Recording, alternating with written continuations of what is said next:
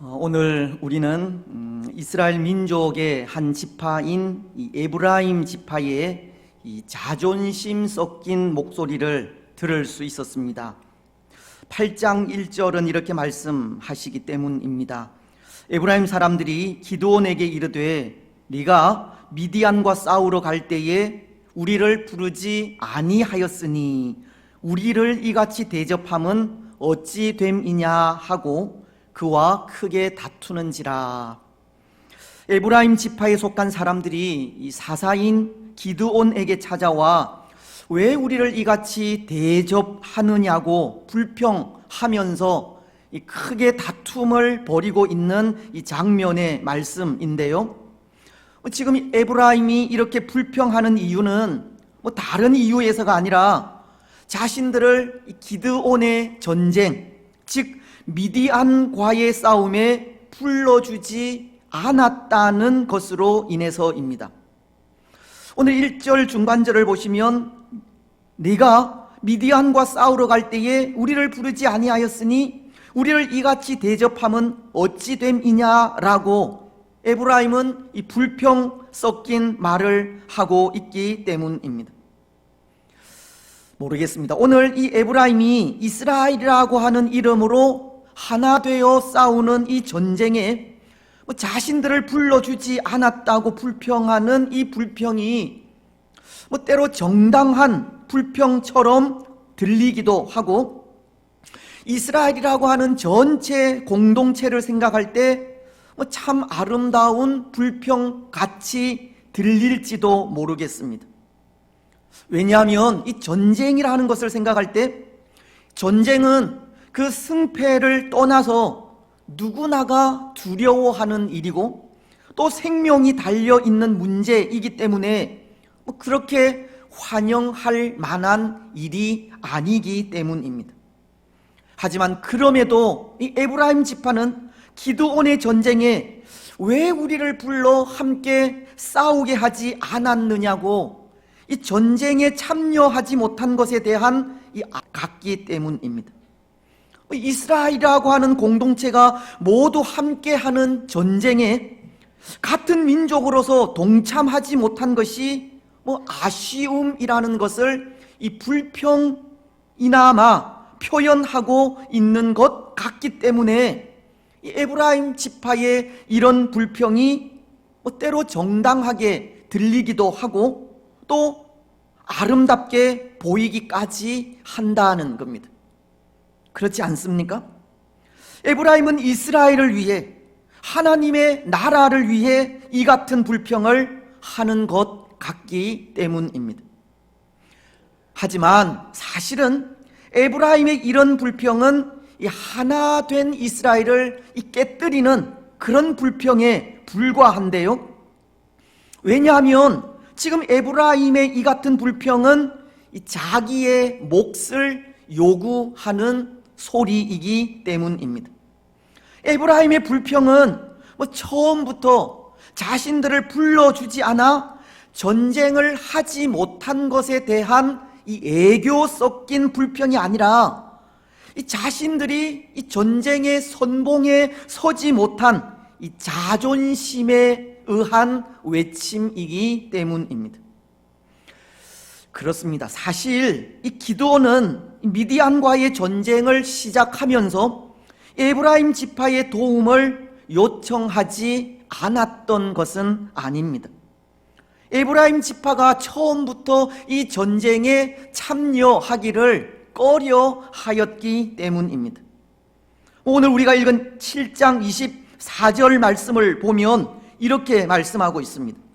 기드온이 사자들을 보내어서 에브라임 온 산지로 두루 다니게 하여 이르기를 내려와서 미디안을 치고 그들을 앞질러 벳바라와 요단강에 이르는 수로를 점령하라 하며 이에 에브라임 사람들이 다 모여 벳바라와 요단강에 이르는 수로를 점령하고, 이 말씀은 마치 이 전쟁의 막바지에 미디안의 두 방백 오렙과 스앱을 사로잡고 이 미디안의 남은 군사들을 칠 때 그제서야 이 에브라임 지파에게 도움을 요청하고 있는 것처럼 보이고, 또 그때 에브라임 지파가 그 남은 전쟁에 참여하는 것처럼 보여서 이 전쟁에 처음부터 에브라임 지파를 부르지 않은 것처럼 보일 수 있지만, 이 전쟁에 에브라임의 참여를 처음부터 배제한 것은 아니었다는 것입니다. 에브라임 지파 스스로가 이 전쟁에 참여하기를 포기한 겁니다. 7장 1절은 이렇게 말씀하고 있지 않습니까? 여룻바알이라 하는 기드온과 그를 따르는 모든 백성이 일찍이 일어나 하롯샘 곁에 진을 쳤고, 미디안의 진영은 그들의 북쪽이요 모레산 앞 골짜기에 있었더라. 기드온은 미디안과의 싸움에 앞서 이스라엘 각 지파에게 군사 지원을 요청하면서 분명 에브라임 지파에게도 도움을 요청하였을 것이고, 그래서 7장 1절이 말씀하듯이 이스라엘이 기드온을 중심으로 이 하롯샘 곁에 진을 칠 때 어쩌면 에브라임도 모든 백성들과 함께 거기 있었을지 모릅니다. 지도를 통해서도 그것을 알 수 있는 것이, 이 에브라임은 기드온이 속한 므낫세 지파와는 가장 가까운 곳에 위치해 있기 때문입니다. 비록 므낫세 지파가 이 반반으로 나뉘어 이 동쪽과 이 서쪽에 두 곳으로 이 나누어 있기는 하지만, 기드온이 속한 이 므낫세 반 지파는 여기 서쪽에 자리한 지파로, 기드온이 이스라엘을 불러 모은 하롯샘이 바로 서쪽에 위치해 있는 겁니다. 하롯샘이 여기에 있죠. 여기 이 서쪽 이 므낫세 반 지파에 이 하롯샘이 위치해 있습니다. 기드온은 미디안 군사들이 포진해 있는 이 모레산 바로 아래쪽에 있는 이 하롯샘에 군사들을 불러 모으게 되었고, 에브라임은 므낫세 바로 앞에 므낫세 바로 밑에 아래에 위치한 그런 지파이기에 군사를 기드온이 모집할 때 이 가장 가까이에 있는 이 에브라임에게 도움을 요청하지 않았을 리는 만무한 것입니다. 기드온은 분명 이 에브라임에게 도움을 요청하였지만 에브라임이 그 요청을 거절한 것입니다. 물론 이 에브라임이 전쟁 초기에 함께 참여하지 못하였던 것이 이 300명의 용사를 선택하기까지 이 두려워서 떠는 자들을 다 돌려보낼 때, 그때 이 돌아간 사람들 속에 포함되었을 수도 있지만, 그것보다는 이 에브라임이 기드온의 부름에 응답하지 않았다고 하는 것이 더 합당한 이유가 될 수 있을 것 같은데요. 왜냐하면 이 에브라임 사람들은 교만한 사람들이기 때문입니다. 때로 이 에브라임 지파는 기드온이 속한 므낫세 지파와는 이 경쟁 관계에 있는 지파이기 때문입니다. 여기 므낫세 지파와 이 에브라임 지파의 조상인 이 므낫세와 에브라임은 한 아버지에게서 낳은 아들이지 않습니까? 애굽의 총리이던 요셉의 아들들입니다.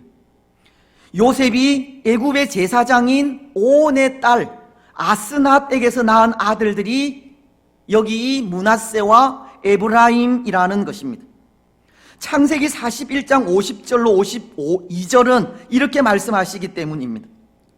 흉년이 들기 전에 요셉에게 두 아들이 나되 곧 온의 제사장 보디베라의 딸 아스낫이 그에게서 낳은지라. 요셉이 그의 장남의 이름을 므낫세라 하였으니 하나님이 내게 내 모든 고난과 내 아버지의 온 집 일을 잊어버리게 하셨다며 차남의 이름을 에브라임이라 하였으니 하나님이 나를 내가 수고한 땅에서 번성하게 하셨다 하였더라.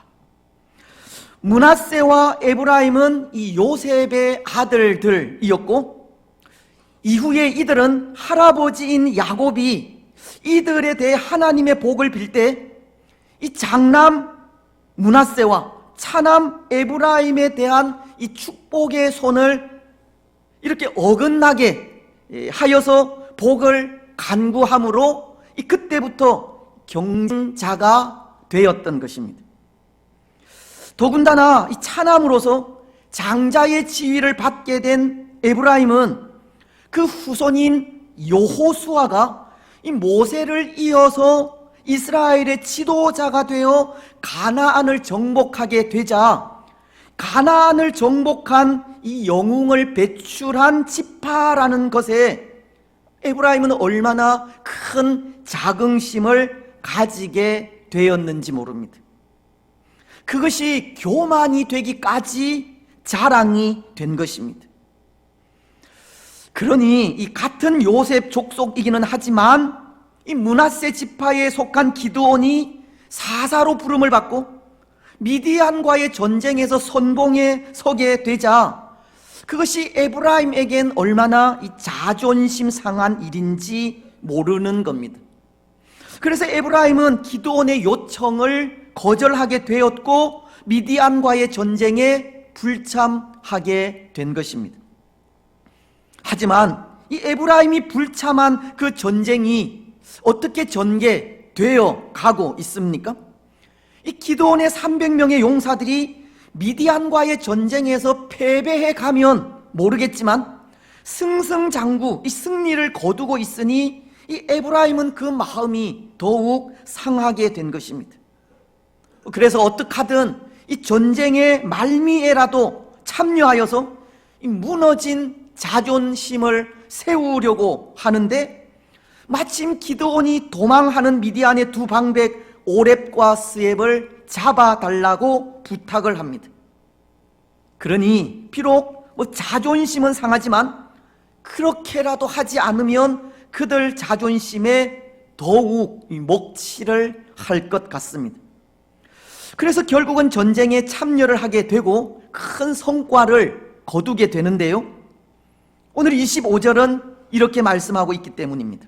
또 미디안의 두 방백 오렙과 스앱을 사로잡아 오렙은 오렙 바위에서 죽이고 스앱은 스앱 포도주 틀에서 죽이고 미디안을 추격하였고 오렙과 스앱의 머리를 가지고 요단강 건너편에서 기드온에게 가져왔더라. 그래도 이 에브라임은 전쟁의 말미에라도 참여하여 큰 성과를 거두게 되었고, 그리고는 마치 기드온이 보란듯이 그들이 죽인 미디안의 두 방백 이 오렙과 스앱의 머리를 들고 기드온을 찾아오게 된 것입니다. 근데 그렇게 두 방백의 머리를 들고 기드온을 찾아온 그곳에서 그들은 기드온에게 왜 자신들을 부르지 않았느냐고 불평을 하고 있는 겁니다. 그들은 전쟁의 선봉에 서지 못한 속상함에 자신들의 존재감을 내세우기 위해 불평하며 나아가게 되었다는 것입니다.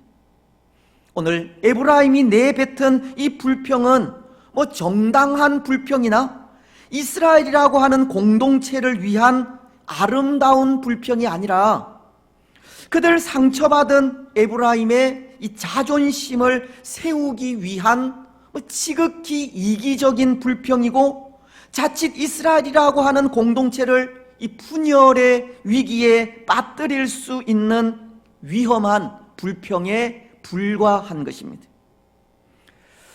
그렇습니다. 오늘 에브라임의 이 같은 불평은 이스라엘이라는 공동체를 이 분열의 위기에 빠뜨릴 수 있는 위험한 불평입니다. 이스라엘이라고 하는 공동체, 즉 하나님의 나라라는 공동체에 있어 그 하나됨의 주 요소인 이 공동체성을 망각한 행동으로 밖에 생각할 수 없다는 것입니다. 여러분, 오늘 우리는 이런 모습을 바라보면서 이 하나님의 나라라는 공동체는 과연 어떤 곳인가 하는 것을 생각할 수 있을 것 같습니다. 교회라는 공동체가 어떤 곳인가를 생각하게 된다는 것인데요. 근데 교회라는 공동체는 그런 곳이지 않습니까? 같은 신앙을 가진 사람들의 모임을 말합니다. 예수님을 구원자로 고백하는 사람들이 모여 있는 곳이 교회라는 겁니다. 마태복음은 16장 18절을 통해 이렇게 말씀하십니다. 또 내가 네게 이르노니 너는 베드로라. 내가 이 반석 위에 내 교회를 세우리니 음부의 권세가 이기지 못하리라.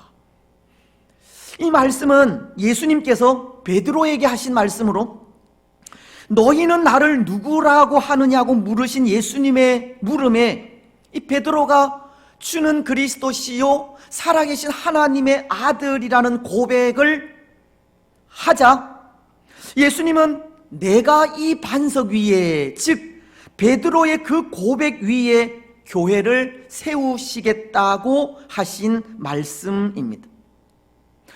결국 이것이 가르치는 것은 주는 그리스도시요 살아계신 하나님의 아들이라고 고백하는 사람들이 교회다라는 것을 말씀하시는 겁니다. 예수님을 구원자로 고백하는 사람들의 모임이 교회라는 겁니다.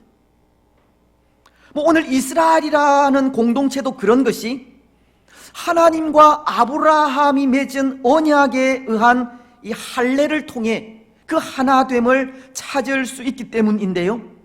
창세기서 17장이 그것을 말씀하고 있습니다. 먼저 1절로 2절 말씀은 이렇게 말씀하십니다.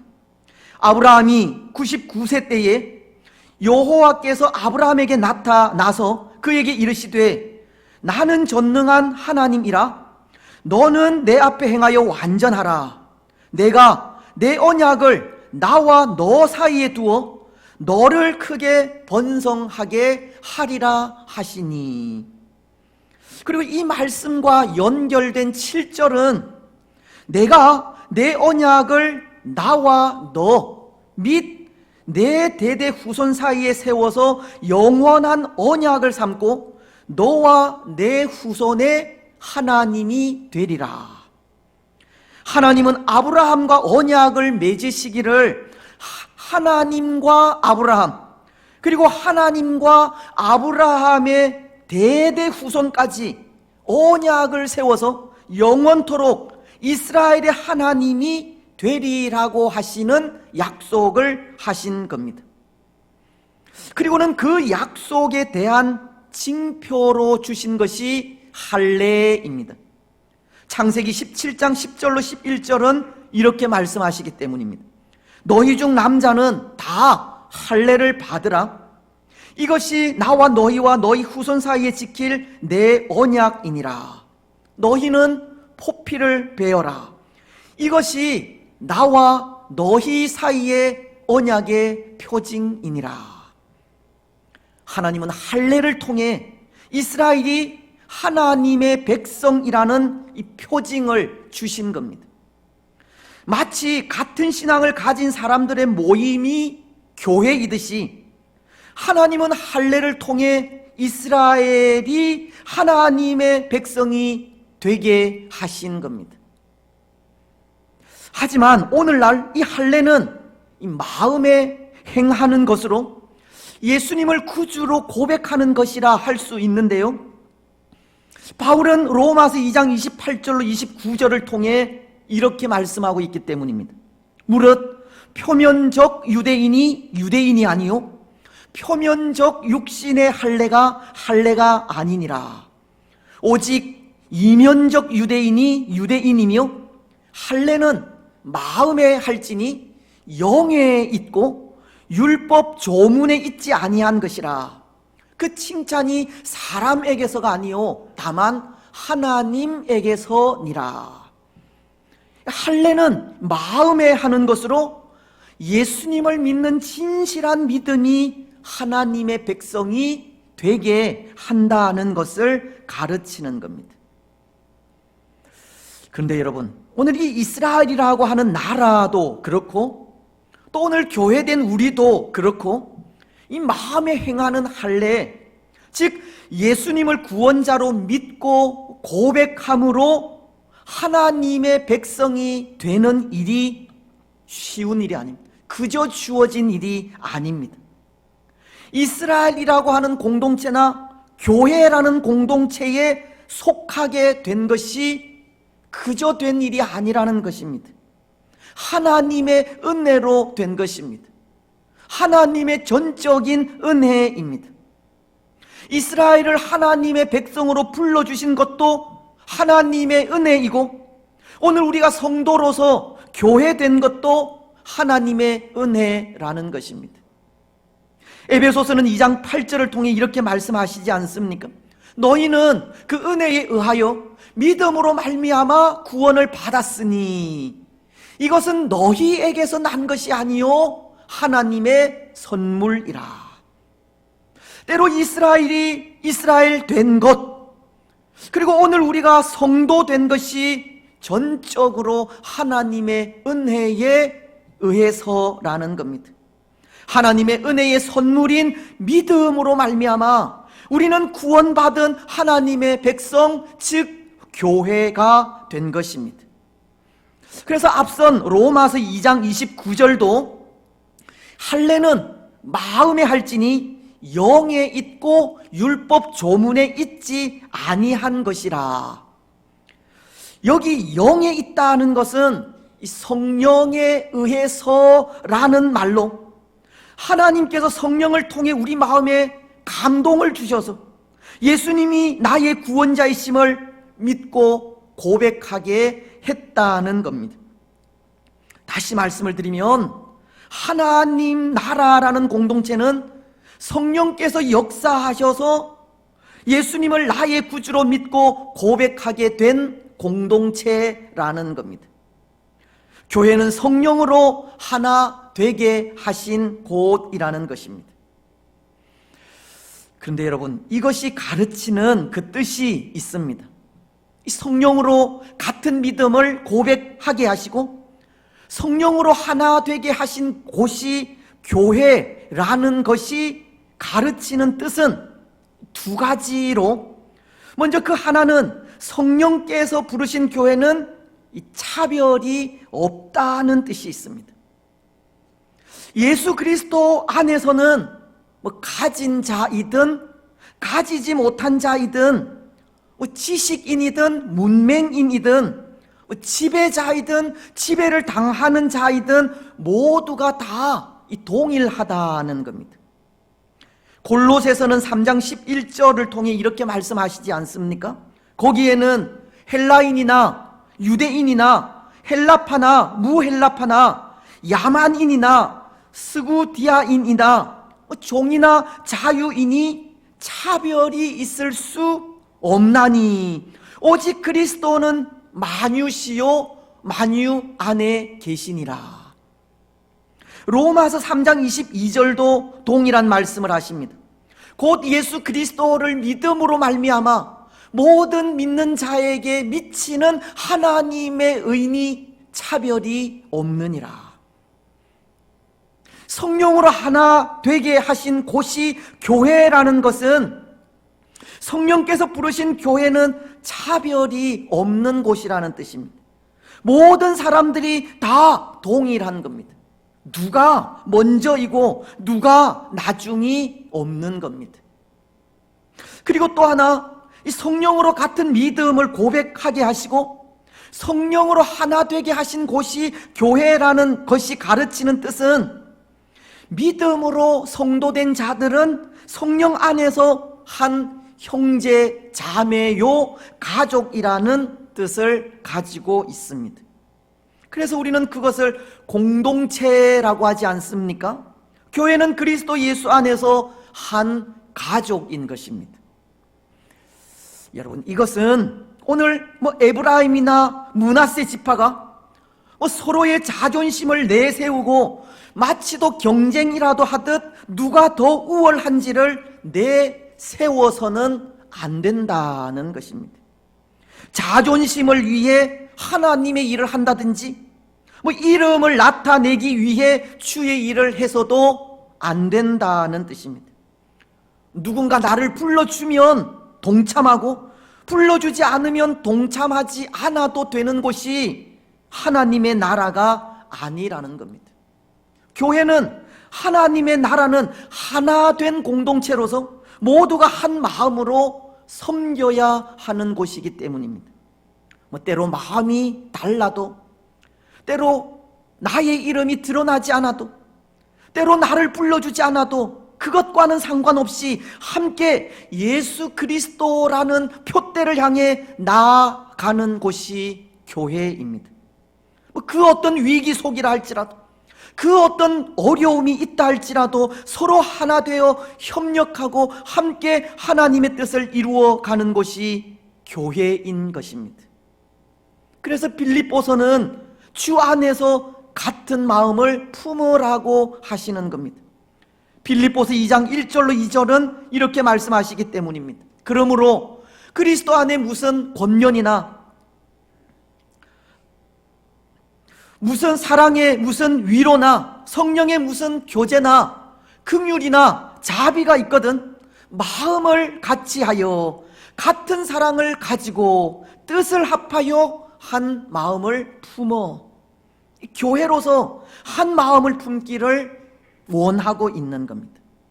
뿐만 아니라 에베소서 4장 2절로 3절은 이렇게 말씀하십니다.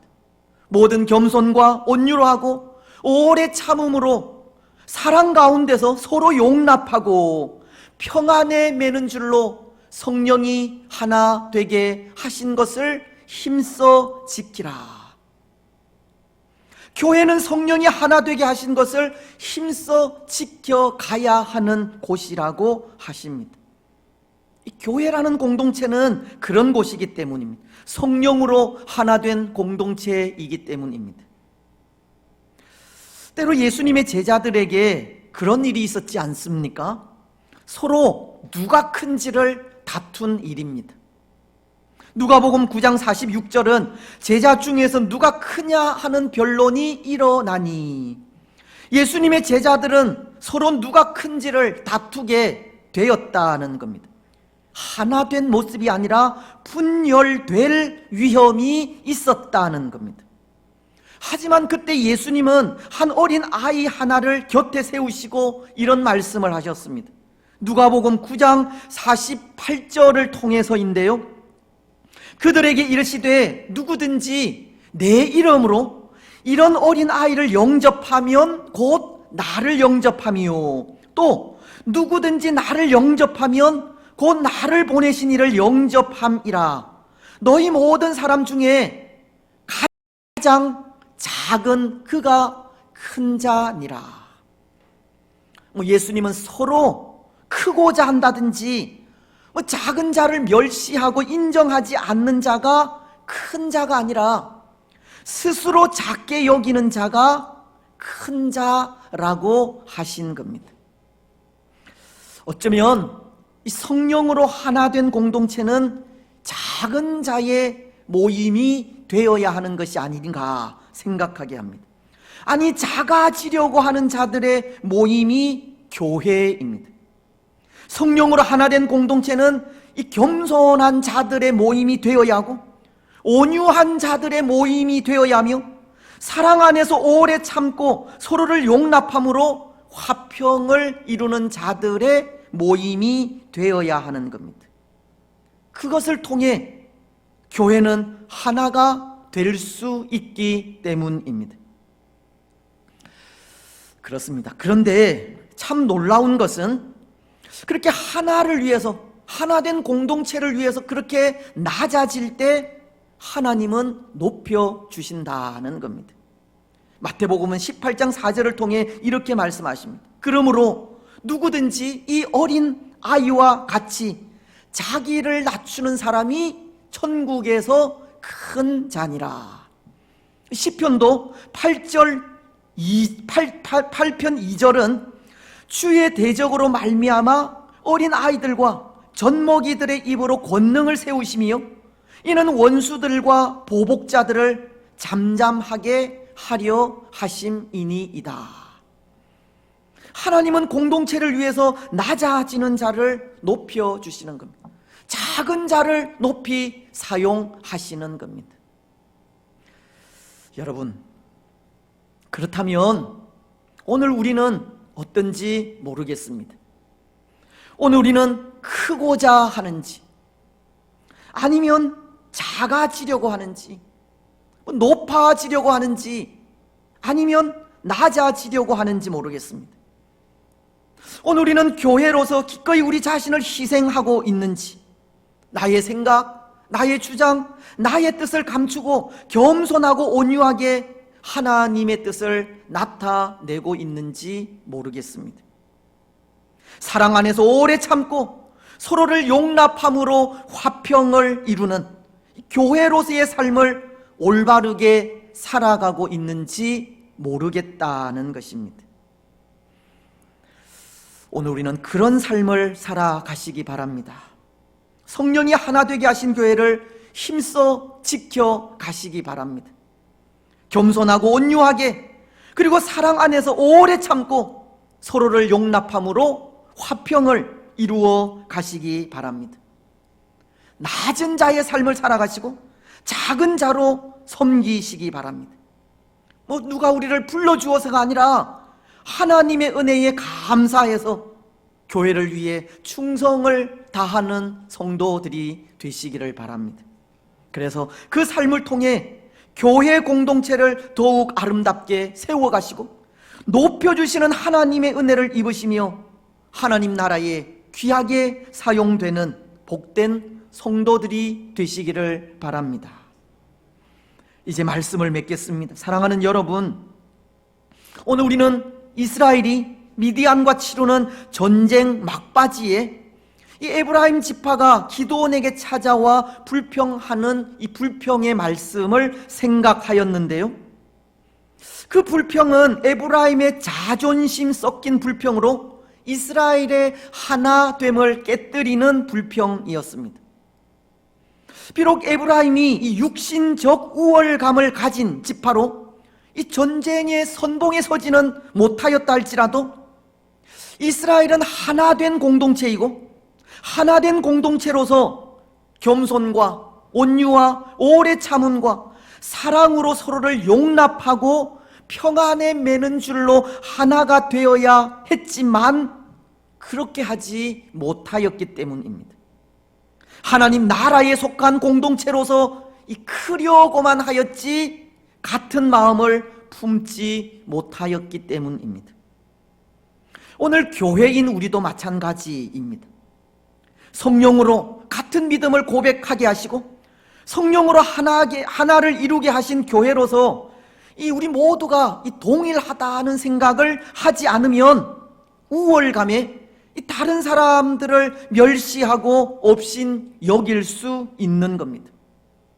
또 성령으로 하나 된 우리가 예수 그리스도 안에서 한 가족이라는 생각을 하지 못한다면 이 크고 높아지려고 하는 생각에 하나가 아닌 분열을 일으킬 수 있는 겁니다. 성령으로 하나 된 공동체를 세워가지 못할 수 있다는 겁니다.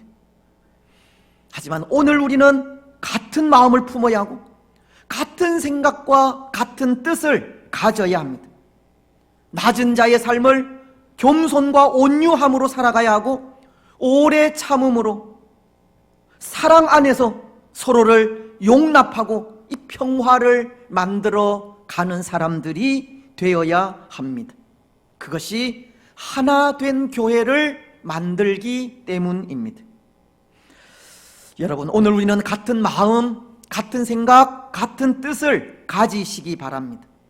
낮아지셔서 겸손과 온유함으로 살아가시고 오래 참음과 사랑으로 서로를 용납하면서 평화를 만들어 가시기 바랍니다. 성령으로 하나된 교회로서 그 하나됨을 더 아름답게 지켜가시기 바랍니다.